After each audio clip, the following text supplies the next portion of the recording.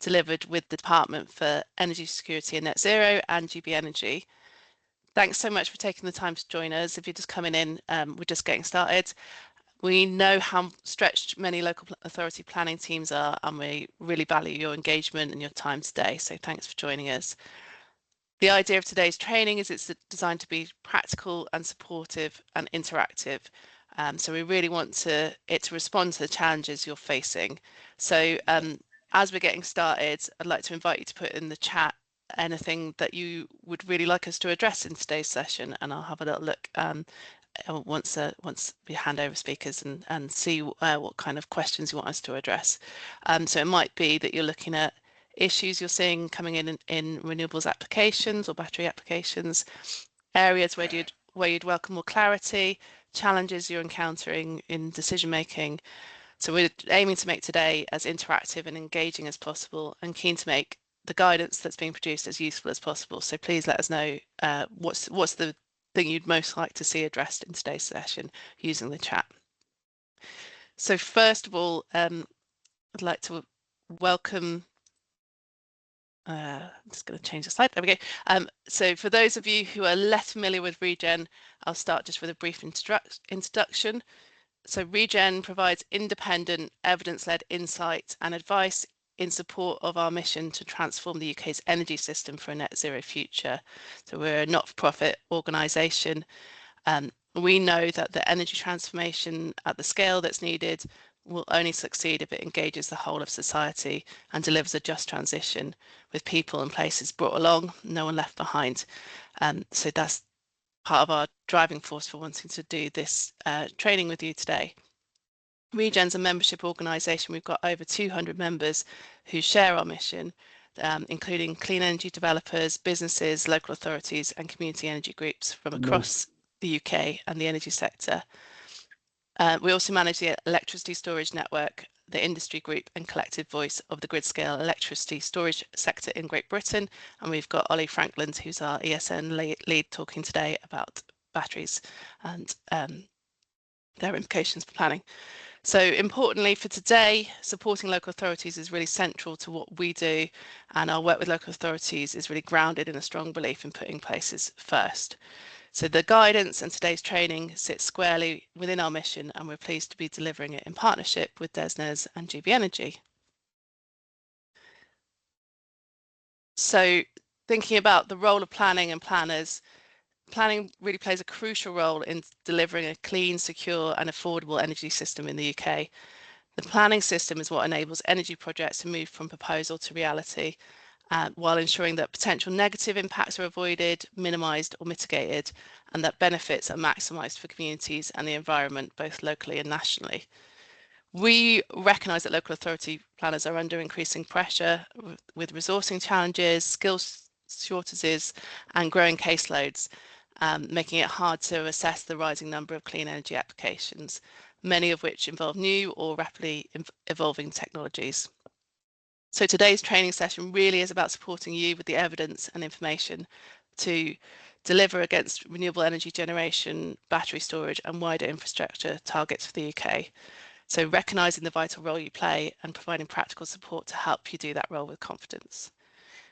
You should have received a draft copy of the guidance for planners on solar and battery energy storage systems in the joining instructions for this. You might have had a chance to look, you might not. So we'll run through the guidance, and we've included a feedback form at the end of the session, which you can fill in once you've had a chance to digest it. The guidance has been developed as a practical support tool for local authority planners. We've worked with DESNZ, with MHCLG, renewables developers and planning lawyers to develop it and try and get that feedback on what's needed. I have to emphasise it's not formal planning policy or statutory guidance. It does not replace the National Planning Policy Framework, the Planning Practice Guidance or local development plans, but it's designed to be used alongside them and help you interpret them. Its purpose is to provide a clear overview of the key considerations that typically arise when assessing clean energy developments and to support consistent evidence-based decision making. It could be used during pre-application discussions, when reviewing planning applications or during the implementation stage of projects. So I'm just going to show you the agenda for today. So our approach today is to host an interactive session that supports you to learn about the content of the guidance, to share your experience and hear about the developer experience too. So we're focused today on ground-mounted solar and battery energy storage systems, and we'll run another session on onshore wind and network infrastructure for the North East and Yorkshire on Tuesday the 10th of March. As you can see in the agenda, we'll start with an intro to the policy context and then look at the guidance and issues for batteries with our ESN lead, Ollie Frankland, before moving on to ground-mounted solar with our guidance author, Holly Hoban. So we've got some time for you to share your experience, and please use the chat for that too. And I'm very pleased to say we're joined by Francis Nicholson from Harmony Energy and James Jameson from Starlight Energy today, who will share their on-the-ground experience of developing projects. We've also got Catherine Tracy from Burgess Salmon, an experienced renewable energy planning lawyer, and we also have the DESNZ officials online. So Catherine and DESNZ will be on hand to answer questions through the chat and in the question and answer session at the end. So thank you so much to all our experts for your time. And we will have some time for questions following each of the case studies, and then further time at the end of the session for further discussion. Now I'm going to hand to Holly, who's going to introduce the UK policy context. Thanks. Thank you, Hazel. Yeah, so as we think about the role of planners, it's really important to understand why the UK government is prioritising solar and battery technologies and what that means for the applications that you're seeing. So in December 2024, the UK government published the Clean Power Action Plan 2030, or CP30, and that set some really ambitious targets to rapidly scale up both renewable generation and electricity storage. And you can see the CP30 targets for solar and batteries on the screen there. And as you can see, to meet those targets, we need a very significant increase in deployment of batteries and solar over the next few years. Solar is one of the cheapest and fastest renewable technologies to deploy, which makes it critical for achieving those near-term CP30 targets.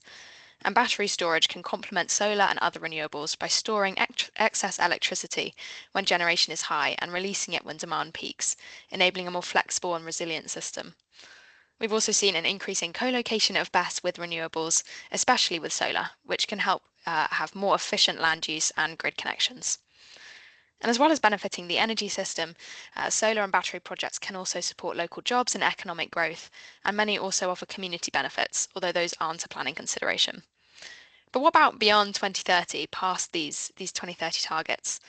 Well, a new plan is currently being developed by the National Energy System Operator, NESO, on behalf of the UK and devolved governments, and that picks up where CP30 leaves off. It's called the Strategic Spatial Energy Plan, and it's going to set out a blueprint of what types of electricity generation and storage projects we need, where in the country, and when we need them, all the way out to 2050, in order to meet our demand and net zero targets. We're currently expecting demand for electricity to double by 2050 with the electrification of transport and heating. So it's going to be really important that we know how much of different technologies we need to meet that demand. And the SSEP could have really significant impact on which renewable and low carbon projects get brought forward in different regions in the country. And once it's published at the end of next year, it could affect the types of projects that come forward in your region. There's already a reference to the SSEP in the National Policy Statement for Energy, and it could also become more directly referenced in the TCPA planning regime going forward. So I think it's just helpful to be aware that that plan is being developed and is going to set out the next high-level targets for energy projects beyond CP30. But as I'm sure most people on this call will be aware, there have been a lot of changes to the planning system in the last couple of years, and we've just summarised some of those changes here on the screen.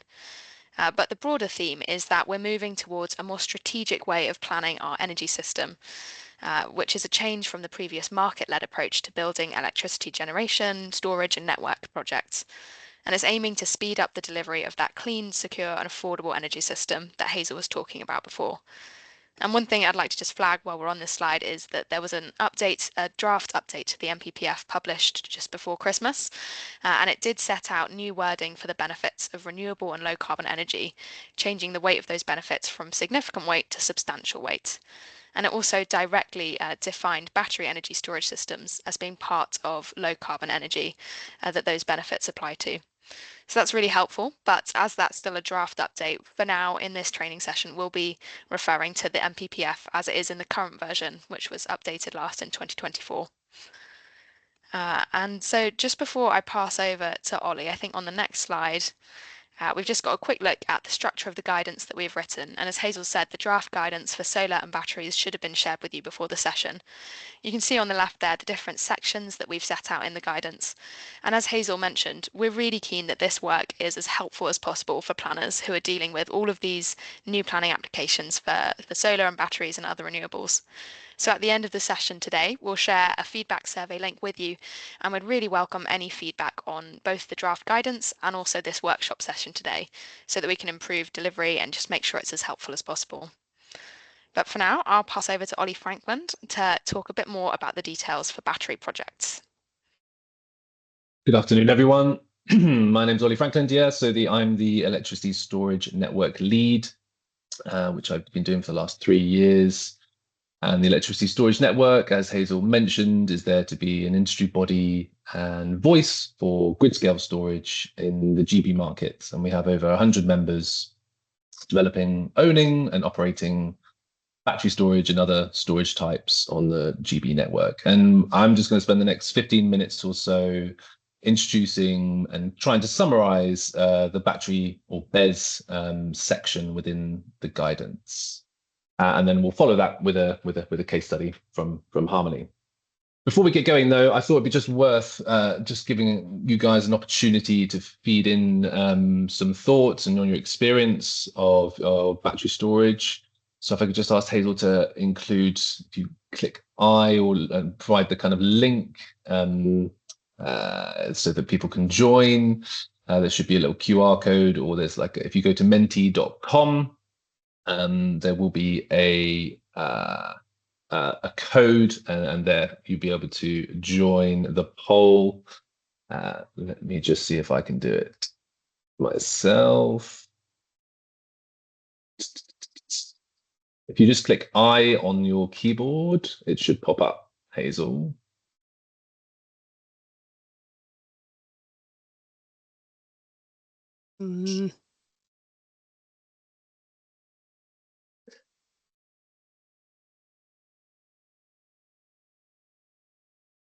Perfect. There we go. So yeah, if you just take a picture of that QR code, or if you go to menti.com and put in that code, you should be able to fill out that form and give us an idea of what you're seeing. So we've got some responses coming in, and they should be loading in just a second. Excellent. Thank you. So we'll just spend another kind of 20 seconds or so filling out this, and then we'll get stuck into the content. Okay, so some experience. So maybe kind of one or two applications that you've looked at in terms of kind of planning experience. So that's good to know. Not too many of you are expert planner status yet, but it's quite hard to be an expert planner when it comes to battery storage. So that's fair enough. Excellent. Okay, I think we'll get cracking then. Thank you for filling that out. We're just looking to get a bit of an idea of who's in the room and your experience in terms of BESS applications. So we'll just switch to the next slides. So we'll start with kind of why do we need battery storage, and why is it so critical to the delivery of Clean Power 2030? We've got a set of consumer benefits and system benefits on the slide here. But I think it can be summed up as, in order to deliver Clean Power 2030, you really do need significant levels of storage capacity, and battery storage is the technology there, deploying at scale without any direct subsidy, and is driving down bills as it stands. We've already got a fleet of 6 gigawatts or so installed, I think 6.8 actually at the end of 2025, and with plans to go up to 23 or 27 gigawatts by 2030, so some really ambitious targets. And I think the thing that also gets a little bit forgotten in that discussion is the role it plays in maintaining the energy security and the resilience of the network. So batteries storage as it stands is already providing kind of sub-second response times to disturbances on the network and helping to keep the lights on. So I think that does get a little bit lost in the discussion sometimes. Next slide.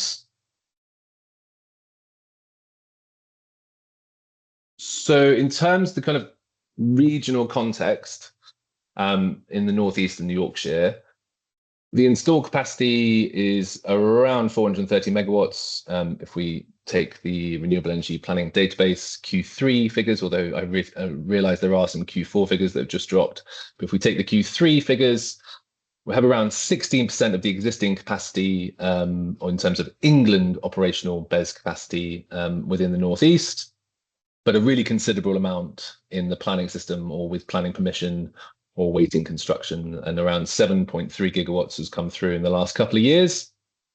And that has obviously kept this region, but is kind of, I think this is mirrored across the country. There's been a huge influx of planning applications for battery storage and BESS in the last couple of years. And I think it's fair to say this is mainly driven by a kind of once in a generation connection reform process that we're going through or in the midst of. And we haven't really seen the results of quite yet. But that has been led by the National Energy System Operator alongside government. And the idea of that is to understand what projects are ready and needed. And there's a whole set of assumptions associated with that. But one of the key requirements is that projects really needed to get planning to show that they are ready within a specified time frame. So there was a kind of a really big driver for developers, project owners to get planning in a fairly short space of time, which is why we've seen this kind of significant influx of projects trying to get planning and have received planning permission. I think across the country, there's around 83 gigawatts of projects with planning. So a huge number of projects have been going through the system. I think that's fair to say that that level of planning application and that number of applications is probably not going to be the norm, thankfully, for your sakes. So I think we've already seen that there's been a bit of a slowdown, but there probably will still be a lower level of projects and applications that will continue, but just not at the same scale and level that we've seen in the last year or 18 months or so, particularly. So just to give that kind of background context there. And I think even though that we have kind of 80 gigawatts or so of with planning, I think it's the general gist is that each project should be decided on its own merits. So it should be assessed on its own merits. We've got a couple of slides now looking at giving you a quick overview of what a site layout may look like in terms of a battery storage project or a BESS project. So we're talking about kind of the grid scale here, so 5 megawatt plus. And you can see on this graphic, there's kind of the key bits of an illustrative site here. So the battery cells in containers or units or cabinets, depending on the hardware that's used, power conversion systems, inverters, etc. Different bits of the site layout is kind of shown here. And if we just switch to the next slide. This is from a slightly bird's eye view, I suppose, different angle. And this gives you a kind of a nice introduction as to what that might look like. And this is probably more likely what you'll see in some planning applications coming through with the kind of key bits of the project. Yeah, as I say, illustrative. It's not kind of showing you exactly what it's going to look like, to give you a bit of an idea of what are the key aspects you should expect in a planning application. And it will vary depending on the project, depending on the hardware choice, depending on the kind of site layout and the kind of various factors that are at play there. So in terms of different types of battery storage applications, we've already mentioned, someone mentioned in the chat, there's a lot of kind of co-location happening. So I suppose the main type is probably standalone. So you just have a battery storage system connecting near a substation on its own. Whereas I think the kind of two other use cases that we'd like to highlight are co-location and long duration energy storage. So I'll just take those in turn. In terms of kind of co-location, the most common type is with ground-mounted solar, which links to our next section in the agenda quite nicely. But there are other kind of types coming through in terms of co-location with data centers, even kind of onshore wind. And the idea there is to share the grid infrastructure costs, as well as kind of reduce the impact on the system and there's been some examples of this already installed. So Cleve Hill Solar Park is probably the most famous example or case study of a kind of co-located solar farm. So it's got a 370 megawatt solar farm, which is now operational.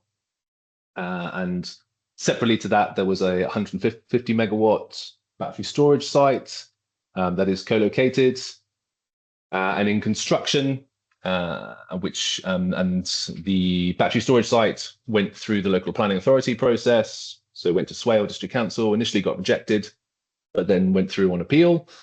And as I say, now in construction, so that will be kind of once completed, which is due for completion at some point this year, will be the kind of largest co-located site in the country. Yeah, Cleve Hill. The second key use case here is long duration energy storage. So as I mentioned, battery storage generally at the moment is normally being installed at around 2-3 hour, maybe 4 hour duration. What long duration energy storage is looking to be is kind of 8 hour plus. And that's mainly driven by the requirements of the new Ofgem cap and floor scheme, which has come about over the last year or so. And lithium ion, having not played a part in it initially, is the most successful technology in terms of the current state of affairs. So of the 77 projects that have got through to the latest stage of the project assessment, 48 of those are lithium ion battery storage sites, and the final awards of those are going to be confirmed in the summer. So you may or may not have seen some examples of that coming through the planning system. We've got a case study here from one of our members, Statera Energy, who have been granted planning permission last month for a 500 megawatt, 8 hour project. So yeah, that's just a slightly different variation on a battery storage project. You may see a long duration one. Next slide. So there are some other kind of key factors that will dictate how developers look for sites. So clearly kind of access to the grid is a critical one because they are looking for generation and demand capacity. So the kind of getting good access to kind of grid infrastructure nearby a substation is normally where a site may be, and depends a little bit on the kind of voltage they're looking to connect at. Land availability, so they're obviously looking for a landlord who's willing to host them. Distance from residential buildings is an interesting one as well. So there is kind of like a recommended minimum distance to occupied buildings. That previously was 25 meters in the existing guidance, and there's a new minimum of 30 meters specified in NFPA 855, which is also reflected in the new National Fire Chiefs Council guidance that got updated on Friday. I think it was published on Friday, so I will be going through that in just a slide or two. So yeah, just to line that up. So fire risk is one of the kind of most contentious areas of battery storage and is what has grabbed a lot of the public attention over recent years. I think the general takeaway here is that the incidents are relatively rare, as you can see from some of the figures that are on this slide. And I think it's very important to emphasize that the industry takes this issue, the issue of fire risk, incredibly seriously. They've been working on solutions in terms of technology solutions, mitigations, improvements in how monitoring, etc., to try and minimize the risk of fire. And they're investing hundreds of millions of pounds into these sites. They really want to make sure that they are safe. And there has been a really critical role for the insurance industry in terms of maintaining that and reflecting some kind of international standards within the sector. And if I just move on to the kind of how the governance of fire risk is kind of maintained as we see it. So I think this is a kind of quite an important distinction where it can be a bit challenging to kind of clarify. So the first point to say is that within the planning and practice guidance, there's obviously a planning note that refers to the existing National Fire Chiefs Council, which is the 2023 guidance, which we now have a brand new version of, which came out on Friday. So that hopefully that link will be updated. I did check today, hasn't been updated quite yet, but hopefully that link to the new guidance will be updated shortly. So the planning and practice guidance note for battery energy storage systems links to that new guidance document. That's obviously a critical guidance document, and it recommends that developers have regard to that guidance. The general framework is overseen by the Health and Safety Executive, HSE. So they have responsibility, and there are a whole set of regulations associated with that. And it's the developer's responsibility to make sure that their site is operated and adhered to those specific legislation and regulations under the kind of HSE framework. The planning aspect of that is linked to kind of land use, groundwater contamination risk, site layout, spacing, access, emergency service requirements. So bits of it, but not specifically the kind of technical health and safety or the kind of product details per site.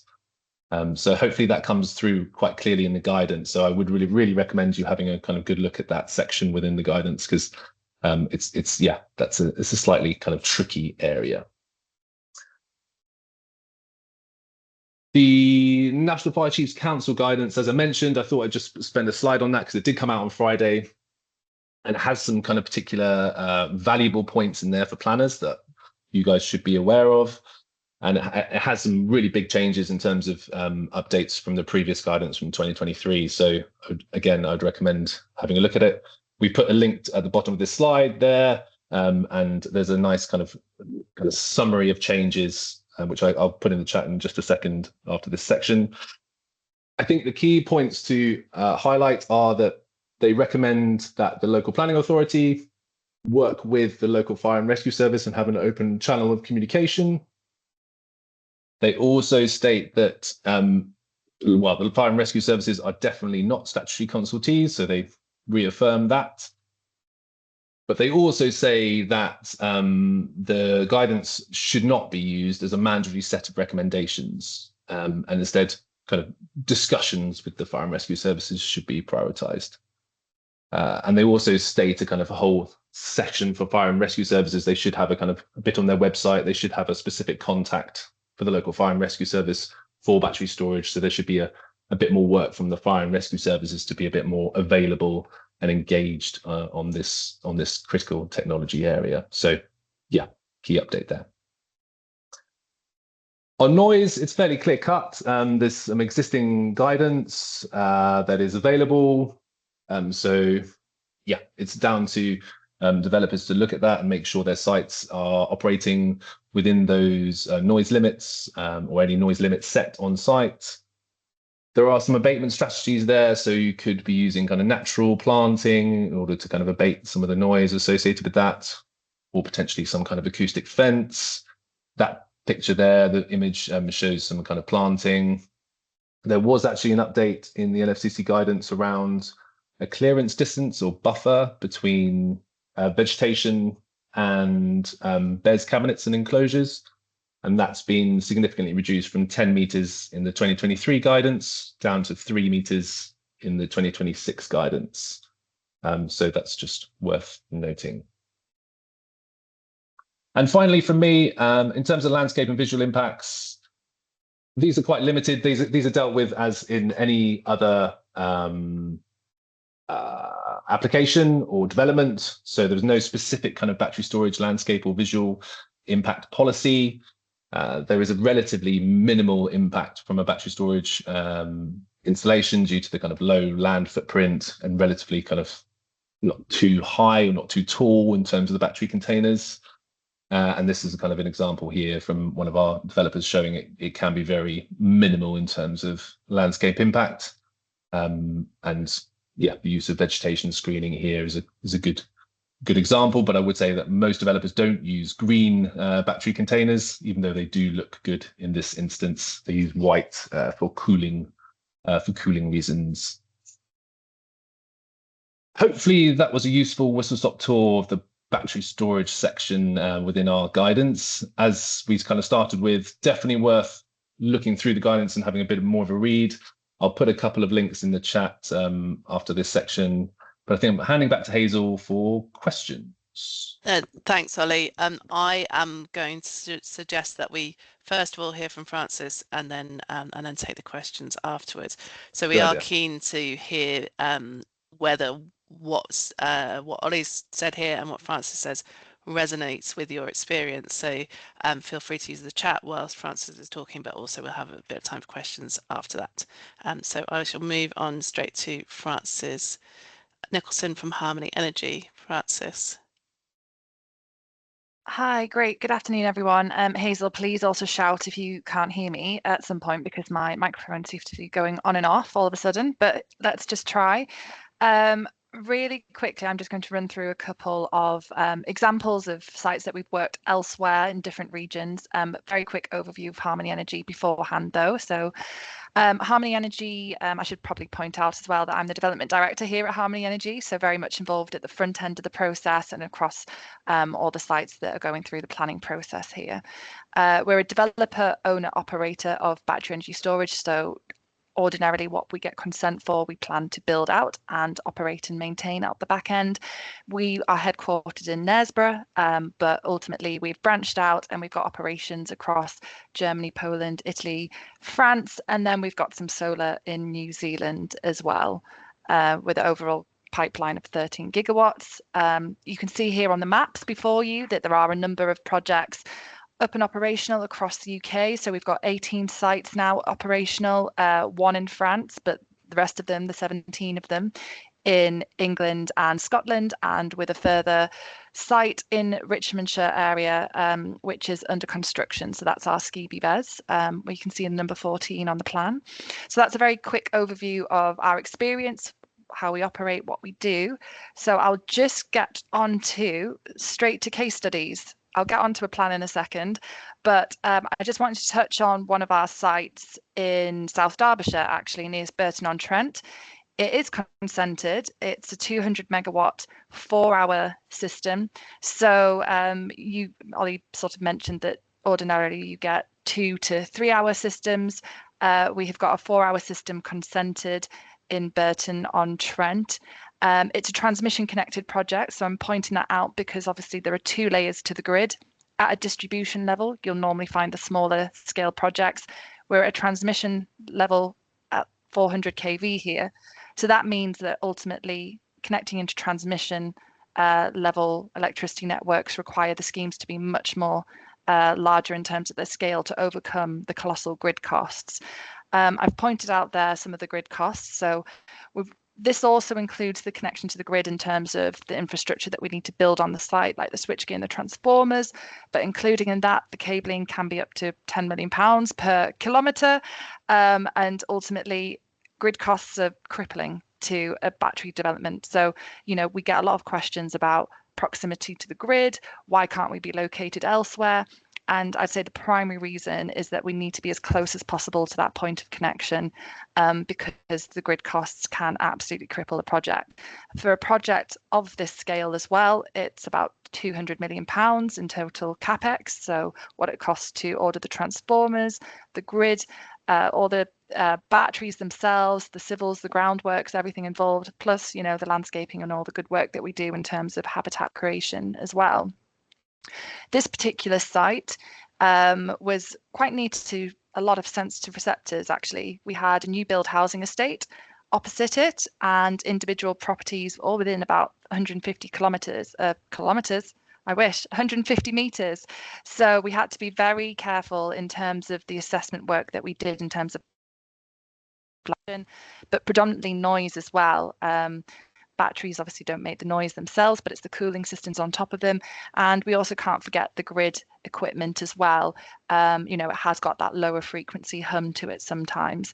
And just pointing out at the bottom that battery energy storage systems, they're not built with a government subsidy. So we really have to stand on our own 2 feet. So without taxpayer support, without that sort of hedged electricity price that for instance, solar can apply for through the contracts for difference, the CFDs. The results are actually just out today. They really have to stand on their own 2 feet because we are at the behest of the volatility of the electricity network, and it's called at merchant risk. So all with that in knowledge of, I'm going to get on to the next slide, please.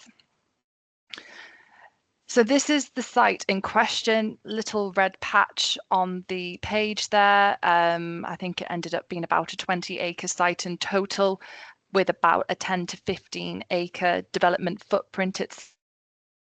So I've circled it there and done a lot of assessment work, because quite often we have to justify the location. And to be honest with you, it's us, is what we want to do as a developer, to justify the location of why we are in, why haven't we been able to go 10 kilometers down the road, when ultimately there could be a perfect bit of brownfield land. Not that that ever exists these days. Low-hanging fruit's gone.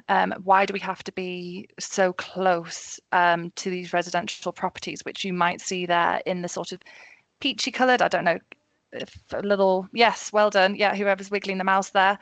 So that's where the new build housing estate is. The grey area just to the west of it, that's where the big 400 kV Drakelo substation is. And there are a number of other renewable energy projects in the locality which are connecting into that as well.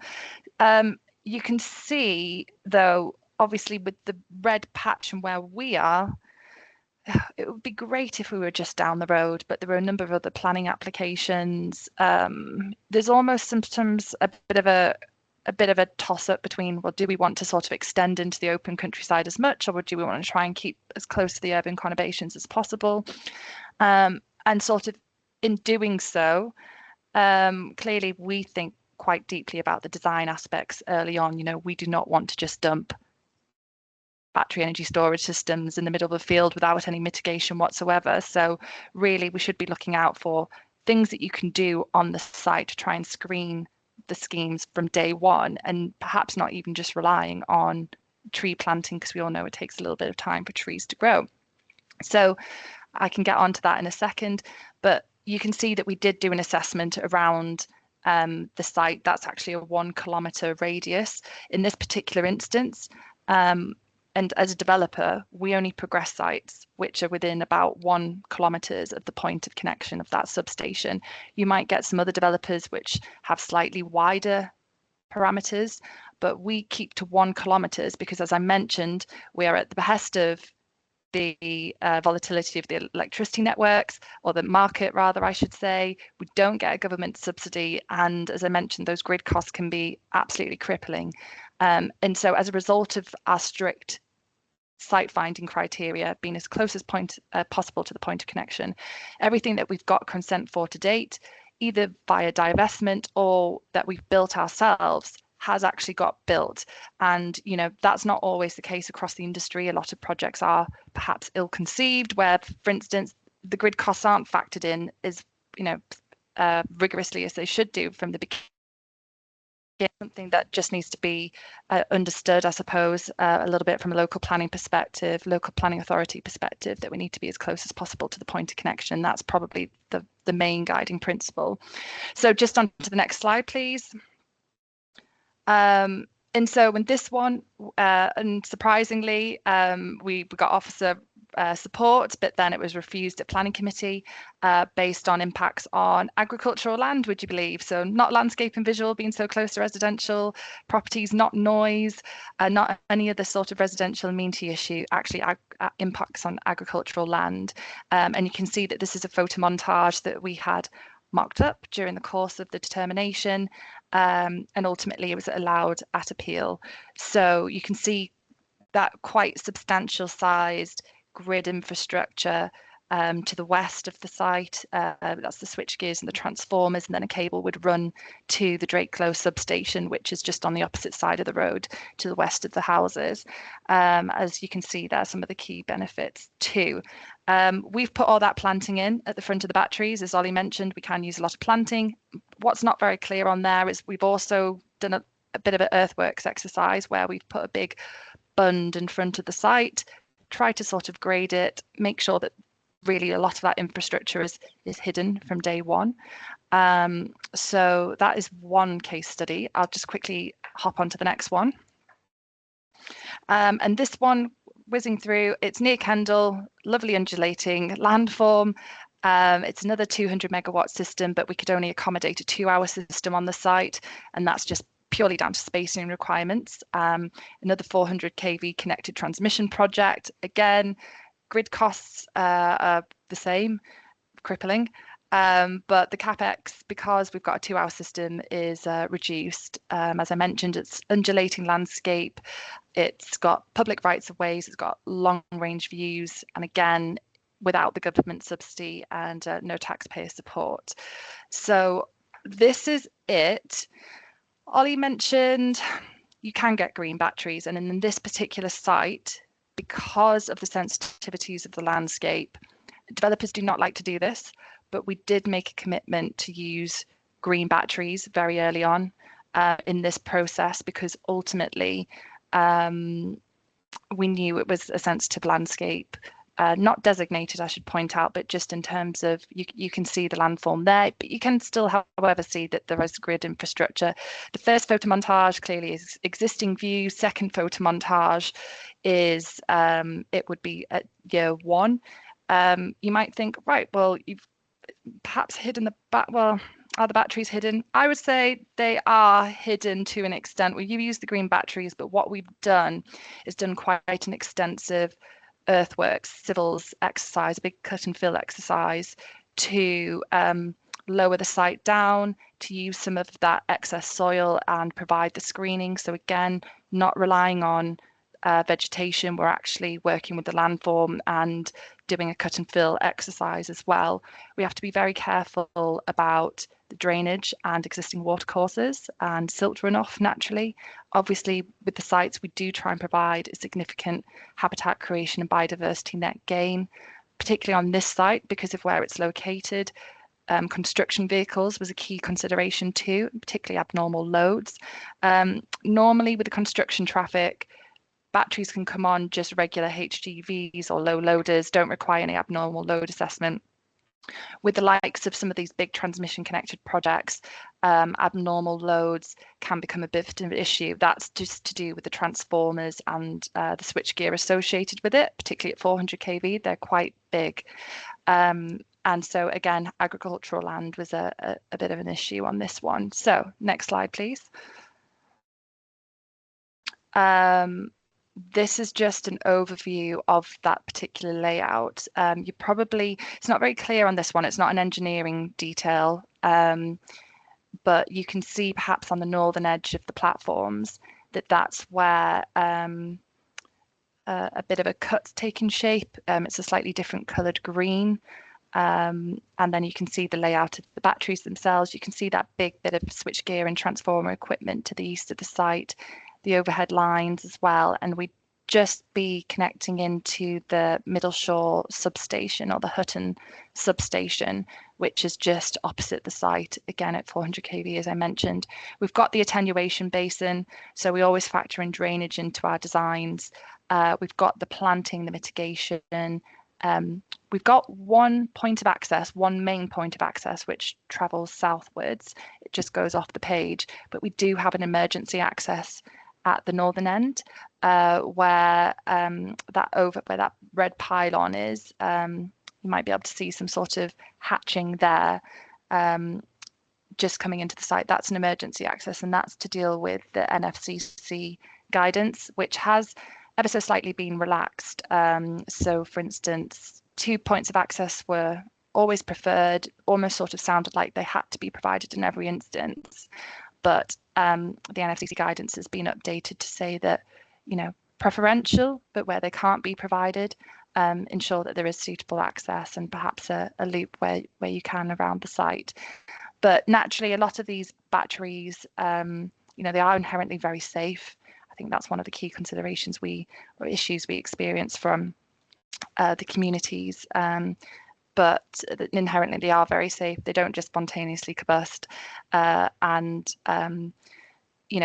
we don't really want the fire services getting involved. But that's a whole other topic.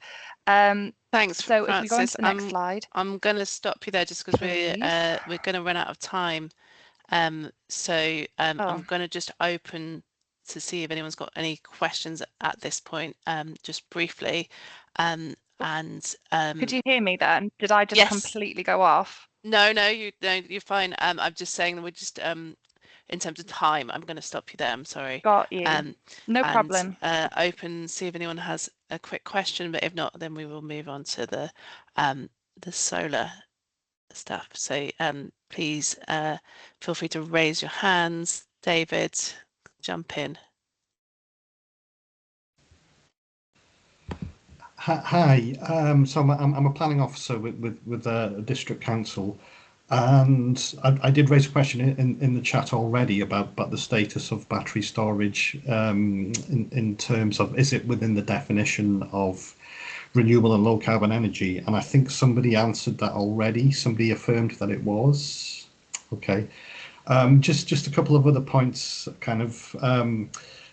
We're in the process of reviewing our plans, which include the energy policies and the climate change policies. And one of the issues I've been thinking about is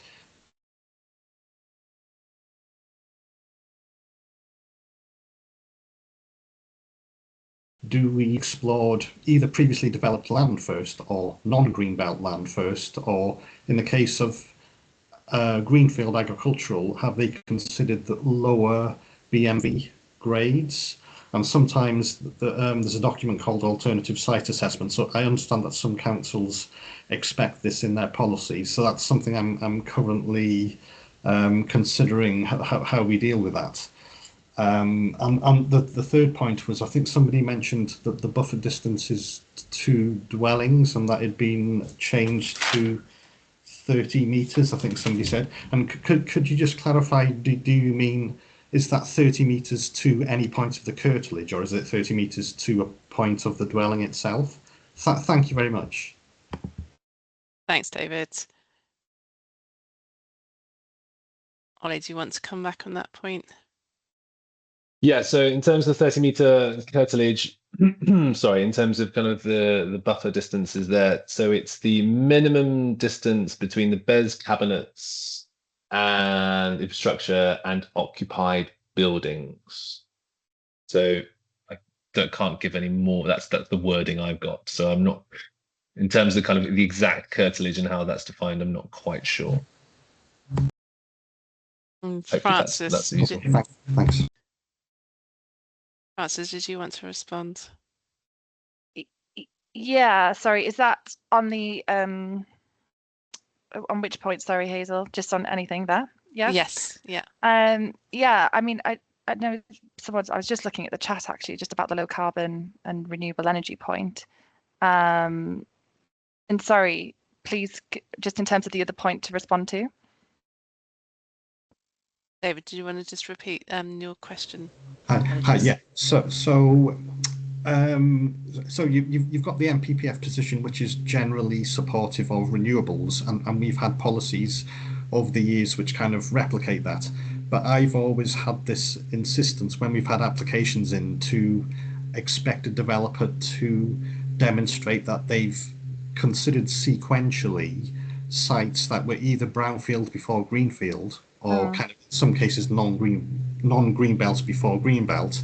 And in the case of, say, greenfield farmland, have they explored lower grades of agricultural land before higher grades? Does that make sense? So should you be expecting developers to do that as part of the development plan? Thanks. Yeah, no, it's an interesting one, and this has come up in a number of our appeals. I think there is case law which is out there which suggests that for this type of development you don't have to justify its location in that regard. You don't have to actually provide an alternative sites assessment. Case law suggests that you don't have to do that. Just our advice from barristers. And ultimately, in terms of exploring agricultural land, the main constraining factor to this type of development is proximity to the grid.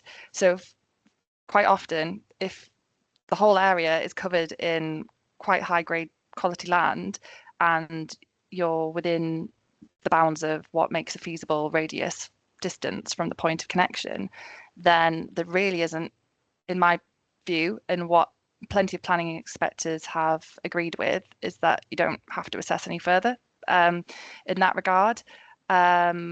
You know, perhaps a bit different with much larger solar schemes elsewhere.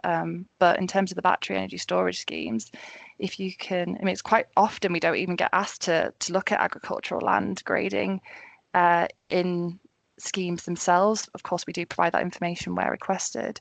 So yeah, I think there's case law on it, and I haven't got it to hand, but perhaps I could just do some digging and pass it on to you guys afterwards, and how that sort of helped us during appeals and what's been taken into account. Thanks. Thanks. Yeah, thank you. Thanks. That's really useful. Yeah, there is a related point too, that sometimes the developer will argue that if a PV installation, if they mount it on like stilts as opposed to being ground mounted, they often argue that in effect it would allow for continued grazing. So they argue that that's the same thing. Does that make sense? Yes, so Holly's going to cover some of those points, David. I'm going to let Holly present on the solar stuff, and then we can come back to this if necessary. Please continue putting the questions in the chat, and we can respond to some of them in the chat, and then we'll have a little bit of time at the end. But I don't want to run so far behind that we don't make it through all the content as well. So thank you very much for your question, and I'm going to hand over to Holly to talk about solar and cover those issues. Thanks. Brilliant. Thanks, Hazel. Yeah, I'll just talk through a similar thing to what Ollie shared, sharing some of the key planning considerations for solar from our guidance. So hopefully we'll have the slides back up in a moment. Thanks, Hazel. Yeah, so just to recap again, the context for the northeastern Yorkshire in terms of solar, you can see from that list on the right there that most of the current operational solar in England is located in the southwest and the southeast. But actually, when we look at the amount of solar that is currently awaiting planning decisions or awaiting construction, there's a really significant amount in this region. So it does look like solar is becoming a much more important consideration in this area. And if we can move on to the next slide. Thanks. Solar is also becoming a much more important part of GB's energy mix as a whole. So last year, solar generated 6.3% of our energy, and it got up to a peak at one day at summer, generating almost half of our demand. So it's important to know that solar doesn't require direct sunlight to generate electricity. It can still operate on cloudy days. But as I'm sure we all know, it does generate more electricity on sunnier days and close to the middle of the day and during the summer months. But that variable level of electricity generation can be really complemented by battery storage, but also other renewables. So the chart on the right there just shows the level of solar generation and wind generation on different days last year. And the key point to notice is that there are quite very few days when both solar and wind generation were low at the same time. Often days with low levels of solar generation are very windy, and days with low levels of wind generation can have higher solar. So those renewables can work together quite well on the energy system. And the Solar Task Force, we've just got a point about there. This is a government industry body which published the UK Solar Roadmap, and that's quite a useful document which sets out the opportunities for driving rooftop and ground mount solar in the country, and the way that that can help support jobs and skills as well as energy. Right, so on this slide here, we've got again just an example site diagram of a typical solar site, and this is included in the draft solar guidance that you should have had shared before the session, so you can look at it in more detail there. But just to flag some recent changes with solar projects, we are seeing larger solar projects coming forward for development at the moment, with lots of them connecting at the high voltage transmission level, which Fran touched on earlier. And also there's been a change to the threshold at which solar projects are considered nationally significant infrastructure projects and go through the national planning system. That's increased from 50 megawatts to 100 megawatts, which means that now larger solar projects are going to be assessed by local planning authorities. It's also good to know that solar panels have increased in efficiency in recent years, so they're now generating more electricity from the same size panels. And also just a point to flag here is that different types of solar panels vary, and the optimum angle for a solar panel to generate electricity will change as the sun's position changes in the sky throughout the day and also throughout different seasons. You can have fixed solar panels, which stay stationary at the optimum average angle for generating, but you can also have tracking axes solar panels, which are either single or double axes, and they follow the movements of the sun to make sure they can generate even more electricity. And those types of frames do generate more, but they are also more expensive and require more maintenance. So that's something that developers have to consider when designing their sites. But moving on to the next slide, we've got some details here about site selection, and very similar to with BESS, proximity to a viable grid connection access point is often the primary factor that determines where developers can bring forward solar sites. The further they are away from that connection access point, the more electricity losses there are, the more disturbance there is from cables being buried or put in overhead lines, and also the more expensive it becomes, which can influence the viability of the project. We've also got a planner tip here, which is worth highlighting. So some local plans may have allocated particular sites in an area as being suitable for solar developments. And it's important to know that if solar applications are brought forward outside of those areas, they should still be considered on a case-by-case basis. And it should be considered whether their benefits outweigh the fact that they're not in those allocated areas. Thanks, Hazel. So land use, I think this is a topic that's already been coming up in our discussion of batteries, and it's often the most contentious issue with solar farms as well. The site selection criteria for solar farms, that they're in areas with high levels of sunlight and on relatively flat land, means that often they are sort of brought forward on areas of agricultural land. And the National Planning Policy Framework is very clear in safeguarding the best and most versatile agricultural land, and saying that when development is necessary on that area, it should be prioritising areas of poorer quality over higher quality. So that's something that developers can consider in the site selection process using agricultural land classification data and also field level surveys to make sure that when they're designing the site itself, they can move infrastructure around to protect the most valuable areas. But it's important to note that solar farms are temporary developments. They often have a lifetime of around 40 years or more, but at the end of that time, they can be fully removed from the area and the site returns to normal agricultural use.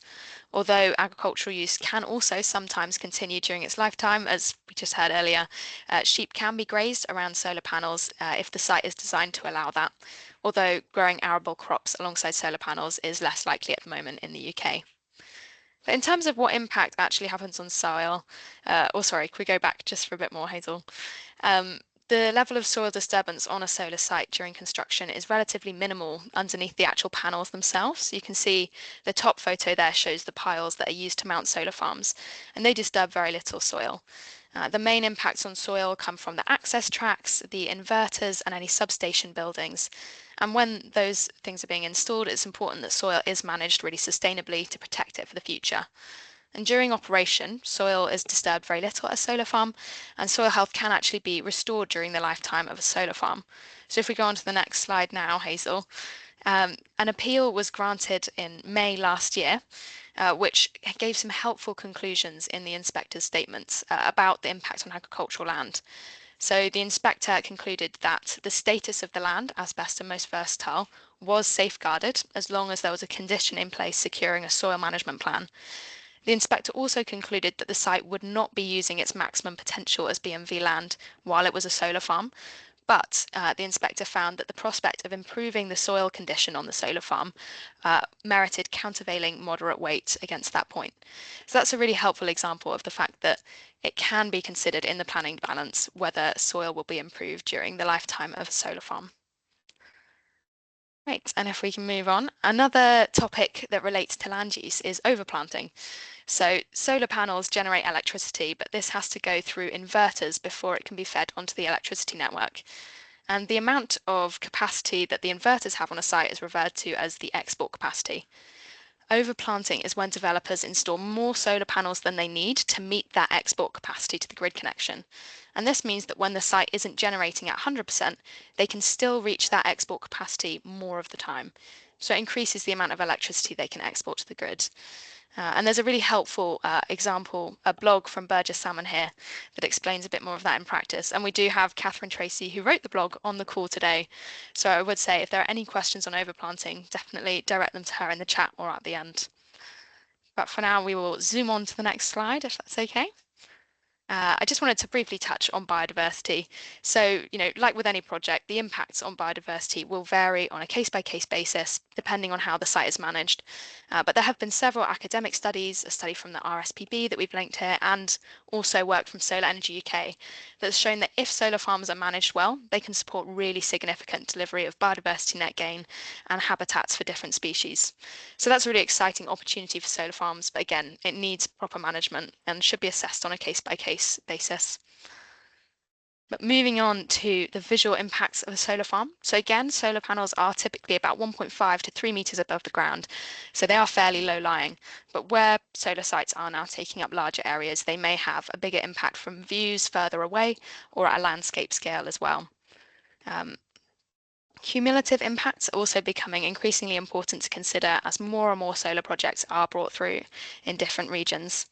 And I've just put in glint and glare here as well. So this refers to the amount of reflected light off solar panels, which can cause an impact on different receptors, such as houses nearby.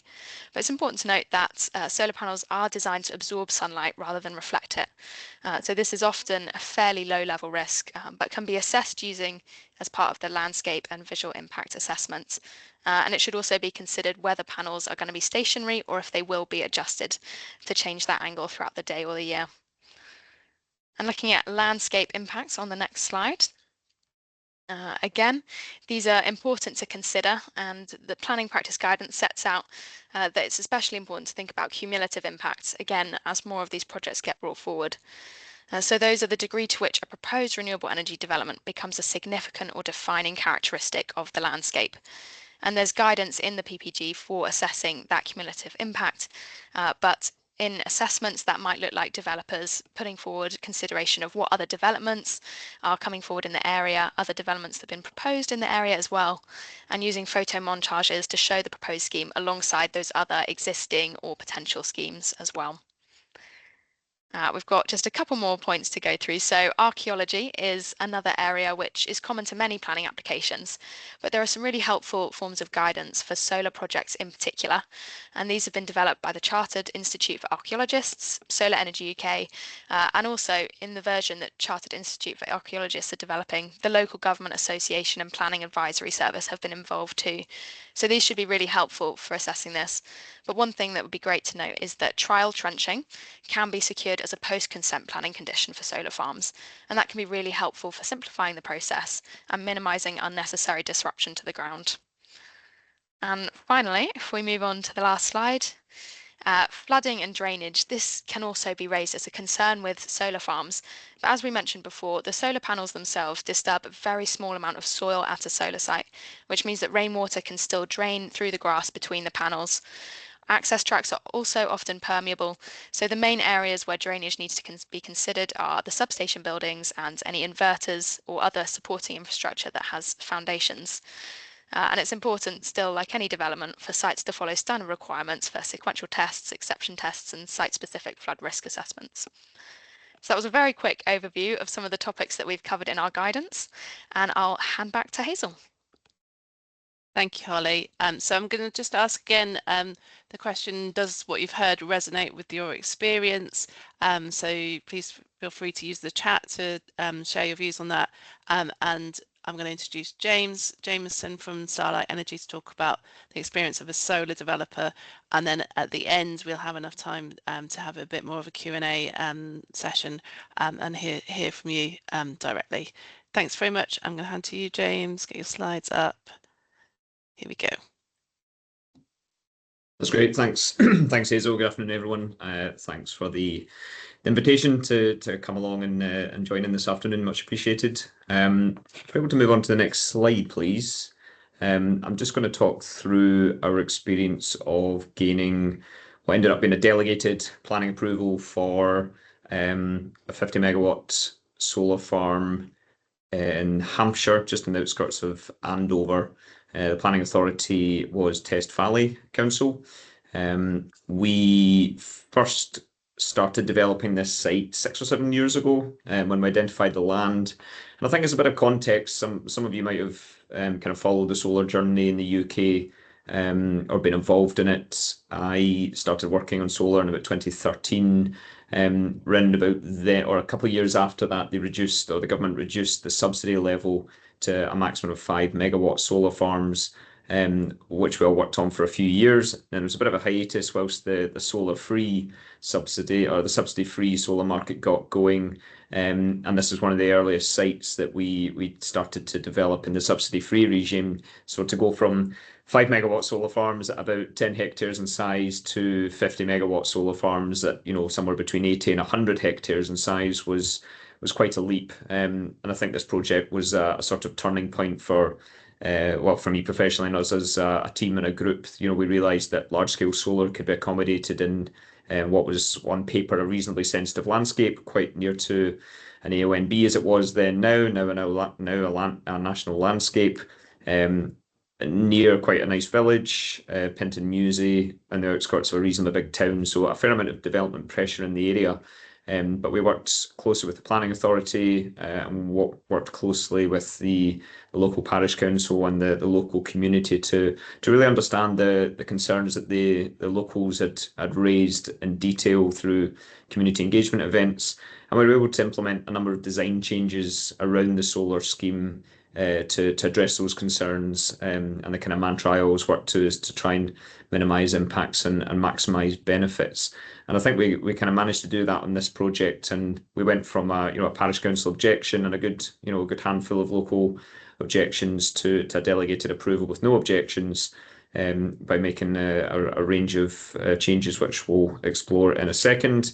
But yeah, as a bit of context, we've just energised this scheme. Like I say, got delegated approval, ended up being 60 megawatt peak in total in the end. Discharge conditions, we've done a couple of Section 73s, and we diverted a claimed bridleway, which was a new experience for us all, diverting a route which didn't at that point actually exist. So yeah, we learnt a lot in this project, and it's I'm pleased to be able to share some of that experience with you this afternoon. So if we're able to flick on to the next slide, please. Thank you very much. So on the left-hand side here, we've got the kind of landscape master plan which accompanied the application as originally submitted. So you can see it's formed over 2 or 3 large fields. It's a slightly irregular shape, doesn't quite fit within the existing field pattern, which is slightly unusual for solar.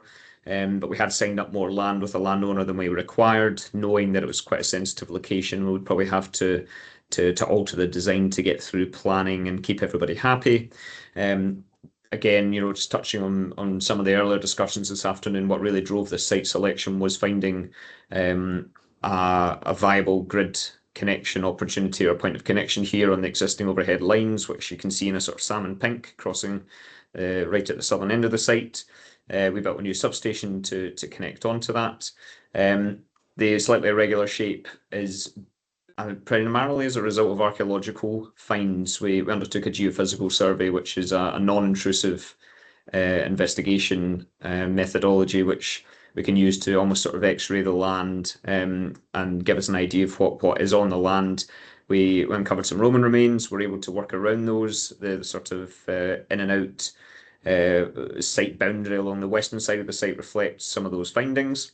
So we submitted the application, got the feedback from the locals, got the feedback from the parish council, and the main concern of theirs, or one of the main concern of theirs, was that the public rights of way all around the site tend to be bridleways. The north-south route on the western side of the site is the Brenda Parker Way, which is a popular long-distance route. Prior to submitting the application, we actually had panels on the western side of that route as well, and we removed those at the pre-application stage between EI screening and planning submission. But on the right-hand side of the screen, you can see how we amended the application. And in the southeast field, which I've slightly clumsily circled in red, you can see that we've moved panels back sort of south and away from the network of footpaths, or bridleways that go round the edge of the site. And the way the landscape sits in the southeast corner of the site is that the land slopes from north downwards to the south, with sort of trees along a bit of a ridge at the north side. And the feedback was that that's the kind of most open part of the site. So, and it's slightly elevated, and people were concerned that if there were panels right against those bridleways, then the views would be sort of cut off, and would really quite a high visual impact and affect the amenity of that walking route. So we pulled the panels right back, and you can see in the sort of lime green corridor around those that we left a sort of wildlife buffer and a green corridor around that route to protect the amenity of those routes and improve the biodiversity value of that location as well through wildflower planting. And we planted a hedgerow along the northern boundary of the panels as well. If you note, there's a yellow or sort of orange arrow on the right-hand slide as well. And if we just go one slide on or one more click onwards, hopefully it'll bring up a photo. Yeah, so you'll see here that this is looking broadly southwest in the direction of the arrow. And it's almost difficult to pick them out, but the panels are in that photo about halfway along. This is just after the site been energised. I think the hedgerow might have been planted, but hasn't come to any sort of maturity yet. But you can see there that it's a sort of slight high point on the site, and I think the mitigation here and the way we've addressed the concerns raised by the locals has been really effective, because you've avoided the panels skylining and blocking the horizon in the longer view, which contains it better visually within the kind of landscape experience of that point. And over time, the land between the sort of Land Rover farm track that the photo's been taken on and the panels further south will be the location of a wildflower meadow and a sort of enhanced biodiversity area. So I thought this was quite a neat example of the sort of flexible nature of the design process that we use for solar farms, and quite a visually straightforward example as well. So I think the key takeaways here were working closely with the LPA at the pre-app stage, approaching the local community with an open mind and keen to really understand and drill into their concerns, and building up a relationship with the local parish council and the local community as well. They were quite understanding of our requirements and what we needed to accomplish, and we were keen to minimise the impacts as best possible as well. So I think that's it. I don't think there were any further slides. Fairly straightforward example, but hopefully interesting and useful nonetheless. And yeah, happy to answer any questions. Thanks so much, James. That's great case study. Thank you. We have got about 15 minutes now to hear from the planners in the room, what your questions are. We've got James still here, we've got Francis, we've got Catherine Tracy, who's a planning lawyer specialising in renewables. We've got some DESNZ officials on the line. So yeah, really would like to hear your questions as well as for Holly and Ollie, who introduced the guidance. So please put your hands up or drop things into the chat as necessary. And let's see what we've got. Catherine, there was a question early on in the chat from David about the green belt and looking at solar and BESS infrastructure in the green belt and how that might be considered. I just wondered if you had any response to that. Is it right at the top of the chat? That's the only thing I've got in the chat that I can see. I can't see. You can't see the rest. Okay, that's interesting. Yeah, no. It doesn't seem to all be coming through for me either, and I don't know why that is. But yes, that one. But green belt. Yeah. There's no magic. I think you still have to work through those green belt tests and look at questions of is it I think we now have to start, don't we? Is it green belt or grey belt? And then go from there and work through the tests about openness and purposes of the green belt. We do have to bear in mind that for some of these projects they're temporary, and you've just got to. There's no exemptions. I don't, for these projects, they just still have to work through that planning policy argument. Thanks, Catherine. James, do you have experience of yeah, great. Read my mind. Yeah, I was just going to add, we've done some standalone battery storage, and most of our applications incorporate battery storage element alongside the solar generation side of the project. I mean, I think one of the key distinctions between BESS and solar is, other than the size difference, obviously, is that landscaping is a lot more straightforward for a BESS development. Typically, with landscaping on a solar scheme, you have to be really conscious or really careful that you don't end up shadowing panels or sterilizing parts of the site that ordinarily you'd want to put solar panels on. With a BESS, as long as you're complying with, your standoff distances from a fire safety point of view, and other sort of practicalities and access requirements, you can get pretty creative. We've seen applications where you've put an earth bund in with some planting on top of that gives you an instant kind of visual barrier. And you can, plant a lot more trees, especially, on all sides of a BESS, basically. We try and avoid putting any more trees to the south of a solar farm. But when we do BESS work, it's great. You can be a bit more creative on the landscaping side of things. So, and just coming back to the greenbelt point, whilst solar in the greenbelt can have, reasonably, it can still be accommodated, but it has a bigger footprint, a bigger sort of spatial impact on the landscape. BESS development is a lot smaller. You can tuck them away. You can be quite creative in terms of your site selection and your landscaping as well. So BESS developments can be accommodated in the greenbelt quite nicely, and yeah, they certainly fall under the same category as solar and wind in terms of renewable and low carbon energy. Thanks very much. Catherine, did you want to come back in? Yeah, I was just going to because David clarified his question, and yes, they are, and I think we just need to be mindful, don't we, that it's not just renewables, it's renewable and low carbon. So batteries are in that bucket. Yeah, and we had a question actually on that in the chat, which you can't see, Catherine, just asking why batteries are considered to be low carbon when they charge from grids. Ollie, you've put a bit of a response to that, drawing on the NPPF, etc. But Catherine, did you want to ever respond to that as well? Only rather unhelpfully, I think, to say that's a government decision, and that is, they have been determined to be low carbon. So we now apply that policy. You have to apply the policy in that against that context. It's not for me to decide whether or not they should be low carbon.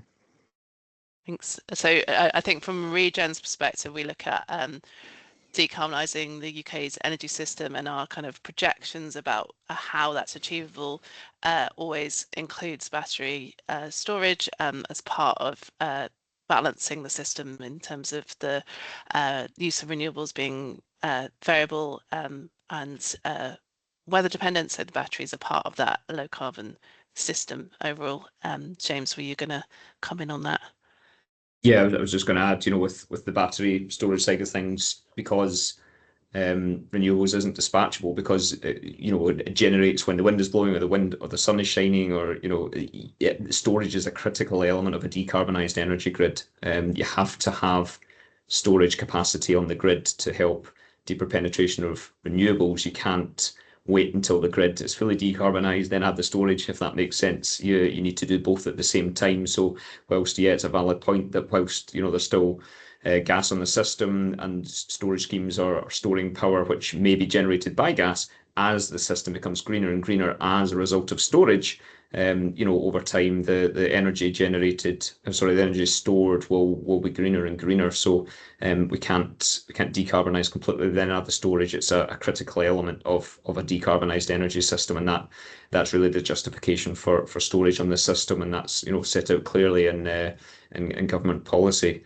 And I think there's a question here from John Hodges about the capacity factor. Yeah, everyone take that. So yeah, it's interesting. I mean, the price of solar has basically gone through a dramatic change over time. It's decreased so quickly, it's decreased exponentially. Again, when I started doing solar, I remember I was being really chuffed when we built a solar farm which was based on 300-watt panels. Now the panels that have my roof are something like 450, and the panels we're deploying in solar farms are north of 600 watts. So even in the course of developing this site at Hatherton in Hampshire, the panel capacity was increasing quarterly by quarter quickly enough that we were able to reduce the scale of the scheme, but still hit the required returns and have a suitable output from the scheme. So yes, it's a really good question, but we benefited from technological changes during determination of the application, and even between gaining approval and actually building the scheme and connecting it, technology approved again. We now use bifacial panels that generate power from both sides of the panels. And they're just, the output of them has increased sufficiently so that we can squeeze more power out of the same area of land effectively, which gives us better flexibility. Thanks, James. I'm going to bring Francis in at that point because, Francis, I'm really sorry I cut off right at the end of your presentation. You had some really good points to make on that kind of rapid development of technology. Yeah, no, that was just a consideration really for local authorities that ultimately with battery energy storage, as we mentioned, as Ollie mentioned as well, the capacity of it, we used to be at half an hour systems, perhaps even less. That's now up to 2. And then 3 and 4 are being planned, and then actually we're looking forward to 8-hour systems too. We have to date, we've done a lot of procurement work with a lot of suppliers. There's an awful lot of suppliers out there in the marketplace. On average, a battery energy storage container can be about 3 meters in height, but some of the latest models that we're looking at are about 4.5 meters high. And so that's why, ourselves as developers, but I imagine lots of other developers out there would want an element of flexibility embedded within the planning consent. I don't think that's a new concept because particularly with onshore wind, we had the was it the Rochdale envelope? Someone could come and correct me on that one, but just in terms of the assessment parameters of work, and you assess on a worst case basis. And then in the future, depending on your final choice of supplier, it gives you that flex post consent to, because there is a hefty procurement process that you have to go through. So, what might be an opportunity is working in parameter plans, so agreeing some sort of flex within the consented layout, and there might be a planning condition attached to it to say, please submit your final approved layout. A lot of our schemes are consented on a 3.5 meter height basis, but what do we do now that battery systems are looking at 4.5 meters in height, and actually they're really good value for money too. So we want to deploy this quickly. Do we want to get embroiled in section 73s and variations? That's probably a key consideration during the planning phase. I mentioned color specification too. A lot of them are white, but you can get green ones. It's just if you're forcing someone to take a green battery, it's not guaranteed that that's going to be delivered in the future, because ultimately they might be extortionately expensive at that moment in time. You might not be able to get any green batteries. Obviously, supply chain issues are going to get really tight in the future as well with this rapid deployment of all this low carbon and renewable energy. We're talking about 5-year implementation windows as well, plus because of the impact of connections reform. And I don't think we haven't really touched on that in today's call, but we could, do a whole other session on that in itself. But essentially, connections reform, whilst it's been an all-round good thing for the industry, clearing out projects which essentially haven't got any chance of coming forward and prioritising those projects which are ready. There are delays which are just been issued, in the past sort of couple of weeks, and even yesterday, I think another delay from NESO on connection dates. So developers will be seeking longer implementation windows. And I probably don't need to touch on the NFCC guidance as well, because that's already been spoken about today. But yeah, there was probably key things that developers will be asking in the course of planning submissions and during the determination. Yeah, thank you. That was a good rapid summary of your points. I think we talked a bit about in the chat there about repowering, and just wondered if there's anything, James, from your experience in terms of decommissioning, repowering, planning conditions, etc., that you wanted to mention. Yeah, so the repowering one's a really interesting one. The majority of the smaller solar farms that are operational benefit from an existing subsidy, so either feed-in tariff or renewable obligation certificate. To repower one of those, the only benefit there would be if you could dramatically reduce the land that it's situated on, so you could reduce your rental bill, if that makes sense. So Next Energy, which is the group that Starlight's one part of, or the development arm of, has one operational solar farm in Scotland, which was badly damaged in a storm a few years ago, and they rebuilt it. And kind of going back to, and that's a subsidised operational scheme. When they rebuilt it using the higher power panels, which are now available compared to when they built it probably 7 or 8 years ago, they're able to use 2/3 of the land. So they will pay, well, they should be paying 2/3 of the rent that they paid previously, subject to however they sorted that out with the landowner. So it's a kind of cost benefit exercise there. What we've done a lot of this work of extending the timescale, the operational timescale of a solar farm from typically 25 years out to 40 years. And when we apply for consent now, we apply for at least 40 years.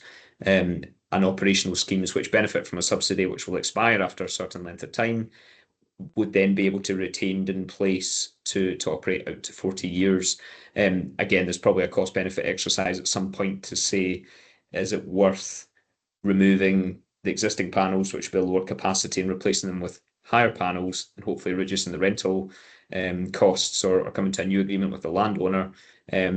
The parallel is similar. There's a similar parallel in some ways with wind. You could have fewer turbines, but each one produces more power.